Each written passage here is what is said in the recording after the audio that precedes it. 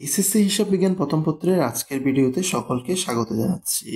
আমাদের এই ভিডিওটিতে এসএসসি হিসাব বিজ্ঞান প্রথম পত্রের ব্যাংক সমন্বয় বিবরণী অধ্যায় হতে যশোর বোর্ড 2022 সালে আসা একটি অঙ্ক সমাধান করা হয়েছে।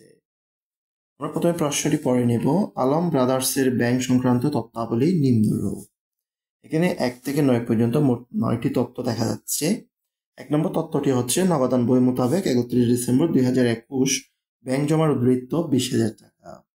2 নম্বরটি হচ্ছে জমাকৃত চেক কিন্তু ব্যাংক বিবরণীতে ক্রেডিট করা হয়নি 3,000 টাকা। 3 নম্বরটি হচ্ছে ইস্যুকৃত চেক ব্যাংকে উপস্থাপন করা হয়নি 2,000 টাকা।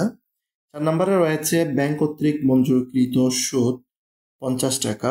5 নম্বরটি হচ্ছে ব্যাংক কর্তৃক ধার্যকৃত চার্জ 40 টাকা। 6 নম্বরে রয়েছে ব্যাংকে জমাকৃত চেক অমর্যাদা হয়ে ফেরত এসেছে 2,000 টাকা। 7 নম্বরটি হচ্ছে দানাদার কর্তৃক সরাসরি ব্যাংকে জমা 5,000 টাকা যা নগদান বইতে লেখা হয়নি। 8 নম্বরে রয়েছে আদায়ের জন্য ব্যাংকে জমাকৃত চেক যা আদায় হয়নি 3,000 টাকা। 9 নম্বরটি হচ্ছে ব্যাংক 500 টাকা প্রদেয় বিলের অর্থ পরিশোধ করেছে যা নগদান বইতে লেখা হয়নি। এই উদ্দীপকের আলোকে ক, খ, গ তিনটি কাজ রয়েছে। ক নম্বর হচ্ছে ব্যাংক বিবরণীতে লেখা হয়নি এরূপ লেনদেনের মোট টাকার পরিমাণ কত। খ নম্বর কাজটি হচ্ছে 1, 2, 3, 4 ও 5 নম্বর লেনদেন দ্বারা একটি ব্যাংক সমন্বয় বিবরণী প্রস্তুত করো। আর গ নম্বর কাজটি হচ্ছে 4, 5, 6 ও 7 নম্বর লেনদেনগুলোর জাবেদা দাখিলে দাও, ব্যাখ্যার প্রয়োজন নেই। আমাদের এই কথাটি যখন উল্লেখিত থাকবে ব্যাখ্যার প্রয়োজন নেই তখন আমরা শুধুমাত্র জাবেদা ব্যাখ্যা ছাড়া করতে পারবো। অন্যান্য সকল ক্ষেত্রে আমাদের জাবেদার জন্য ব্যাখ্যা প্রদান করতে হবে। তাহলে এক্ষেত্রে প্রথমে এসে আমরা ক নাম্বার কাজটি সম্পন্ন করব। আমাদের ক নাম্বার কাজটি ছিল ব্যাংক বিবরণীতে লেখা হয়নি এরূপ লেনদেনের মোট টাকার পরিমাণ কত সেটি নির্ণয় করা। তাহলে ব্যাংক বিবরণীতে লেখা হয়নি এরূপ লেনদেনের মোট টাকার পরিমাণ নির্ণয়, এই শিরোনাম দিয়ে একটি চক তৈরি করতে হবে। চকের প্রথমে রয়েছে ক্রমিক নম্বর, এরপরে হচ্ছে বিবরণ, তারপরে হচ্ছে টাকা। তাহলে ব্যাংক বিবরণীতে যে লেনদেনগুলো লেখা হয় না সেগুলো হচ্ছে 2 নম্বর ক্রমিক লেনদেনটি জমাকৃত চেক কিন্তু ব্যাংক বিবরণীতে ক্রেডিট করা হয়নি। তাহলে জমাকৃত চেক ব্যাংক বিবরণীতে ক্রেডিট করা না হলে সেটা ব্যাংক বিবরণীতে লেখা হয় না, সেটা হচ্ছে 3,000 টাকা। এরপরে হচ্ছে ইস্যুকৃত চেক ব্যাংকে উপস্থাপন করা হয়নি। চেক ইস্যু করা হয়েছে কিন্তু সেটা যদি ব্যাংকে উপস্থাপন না করে সেটাও ব্যাংক বিবরণীতে লেখা হবে না। তাহলে 2,000 টাকা। এরপরে হচ্ছে জমাকৃত চেক অমর্যাদা হয়ে ফেরত এসেছে। জমাকৃত চেক অমর্যাদা হয়ে ফেরত আসলে সেটি ব্যাংক স্টেটমেন্টে দেখানো হবে না। তাহলে সেটার পরিমাণ হচ্ছে 2,000 টাকা। এরপরে হচ্ছে আদায়ের জন্য ব্যাংকে জমাকৃত চেক যা আদায় হয়নি। তাহলে আদায়ের জন্য ব্যাংকে চেক জমা দেওয়া হয়েছে যা এখনো ব্যাংক কর্তৃক আদায় হয়নি, আদায় না হওয়া পর্যন্ত সেটাও ব্যাংক বিবরণীতে দেখানো হবে না। তাহলে 3,000, 2,000, 2,000, 3,000 যোগ করে দিলে আমাদের মোট টাকাগুলোর যোগফল আসে 10,000 টাকা। অর্থাৎ ব্যাংক বিবরণীতে লেখা হয়নি এরূপ লেনদেনের মোট টাকার পরিমাণ হচ্ছে 10,000 টাকা। ক নম্বর কাজটি সম্পন্ন হয়েছে। এবার চলে যাব খ নম্বর কাজে। এক্ষেত্রে হচ্ছে 1 তারিখ, 2 তারিখ, 3 তারিখ, 4 তারিখ ও 5 তারিখ এই লেনদেনগুলো দ্বারা ব্যাংক সমন্বয় বিবরণী তৈরি করা। তাহলে খ নম্বরে এসে আলম ব্রাদার্স ব্যাংক সমন্বয় বিবরণী 2021 সালের 31 ডিসেম্বর তারিখের জন্য এই শিরোনামে ব্যাংক সমন্বয় বিবরণীর একটি ছক তৈরি করে নিতে হবে। এক্ষেত্রে কোনগুলো হবে বিবরণ, টাকা। ব্যাংক সমন্বয় বিবরণী করার জন্য আমাদের নির্ধারিত কিছু ক্রমিক নম্বর ধরা আছে, ওই ক্রমিক নম্বরগুলো ব্যবহার করে আমাদের এই ব্যাংক সমন্বয় বিবরণীটি প্রস্তুত করতে হবে। ক্রমিক নম্বর 1, 2, 3, 4 ও 5 এই ক্রমিক নম্বরগুলো ব্যাংক সমন্বয় বিবরণীর জন্য ধরা ছিল। তাহলে আমাদের 1 নম্বর ক্রমিকে ছিল নগদান বই মোতাবেক 31 ডিসেম্বর 2021 ব্যাংক জমার উদ্বৃত্ত হচ্ছে 20,000 টাকা। এটা দিয়ে আমাদের ব্যাংক সমন্বয় বিবরণীর কাজ শুরু হবে। নগদান বই মোতাবেক ব্যাংক জমার উদ্বৃত্ত টাকা হচ্ছে 20,000 টাকা। এর পরবর্তীতে ব্যাংক সমন্বয় বিবরণীতে এই উদ্বৃত্তের সাথে কিছু আইটেম যোগ হয় আর কিছু আইটেম বাদ যায়।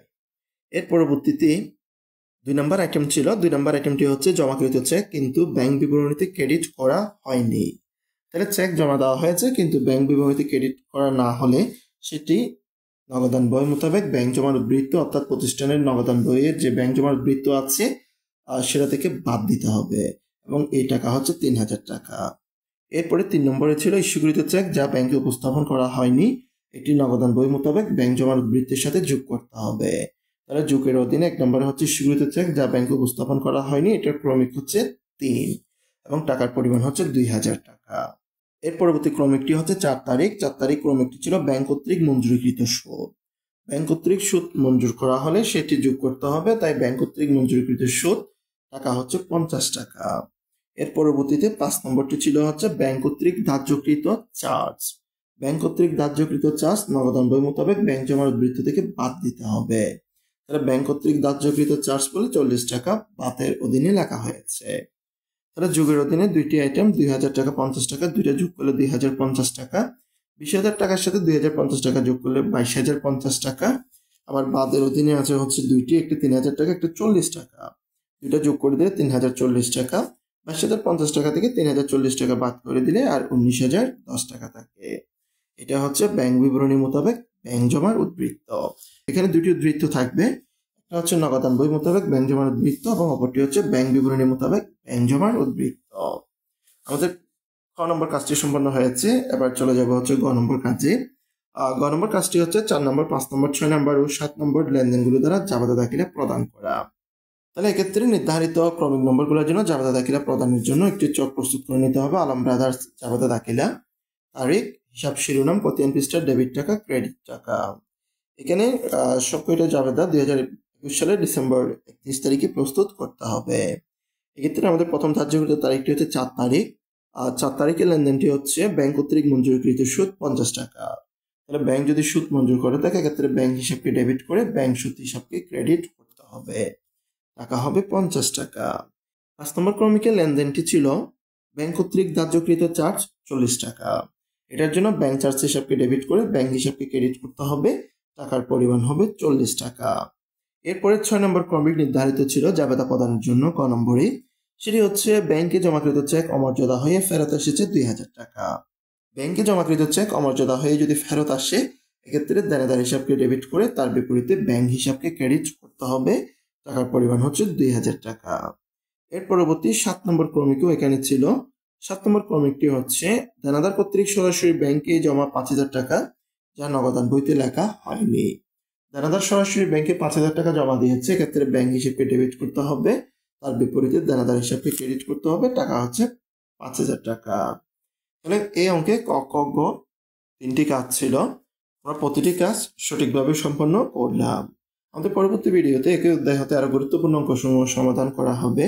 এই সকল অঙ্কসমূহ তোমাদের ফাইনাল পরীক্ষার প্রস্তুতির জন্য খুবই সহায়ক হবে। পরবর্তী ভিডিওগুলো দেখার আমন্ত্রণ জানিয়ে আজকের ভিডিও এখানেই শেষ করছি।